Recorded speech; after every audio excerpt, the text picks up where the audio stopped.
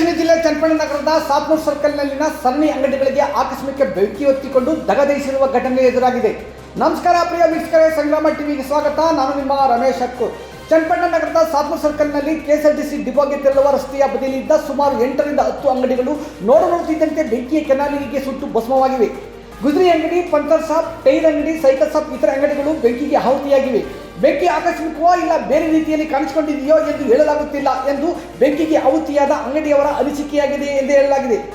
ಸರಣಿ ಸಾಲಿನ ಅಂಗಡಿಗಳು ಬೆಂಕಿ ದಗದಯಿಸುತ್ತಿದ್ದು, ಈ ಸಂದರ್ಭದಲ್ಲಿ ಬಂದ ಅಗ್ನಿಶಾಮಕ ದಳದ ವಾಹನ ಬಂದು ಬೆಂಕಿ ಆರಿಸಲು ಮುಂದಾಗಿದೆ. ಅಷ್ಟೊತ್ತಿಗಾಗಲೇ ಅಗ್ನಿ ದುರಂತ ಘಟನಾ ಸ್ಥಳದಿಂದ ಸುಮಾರು 200 ಮೀಟರ್ ದೂರದಲ್ಲಿ ಮತ್ತೊಂದು ಅಗ್ನಿ ಅವಘಡ ಸಂಭವಿಸಿದೆ.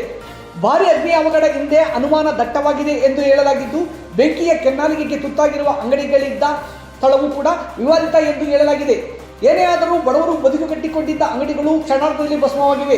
ನಗರಸಭೆ ಆಡಳಿತವಾಗಲಿ, ಕ್ಷೇತ್ರದ ಶಾಸಕರಾಗಲಿ ಇತ್ತ ಕಡೆ ಗಮನ ಹರಿಸಿ ಸಂಕಷ್ಟದಲ್ಲಿರುವ ಕುಟುಂಬಕ್ಕೆ ನೆರವು ನೀಡುವವರೇ ಕಾದು ನೋಡಬೇಕು.